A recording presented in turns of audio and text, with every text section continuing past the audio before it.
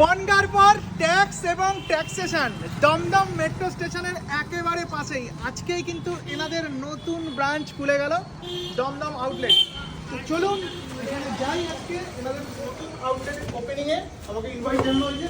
তো দাদা বনগাঁর মতন এবার দমদমে এখন একদম দমদমে। বাহ দারুণ।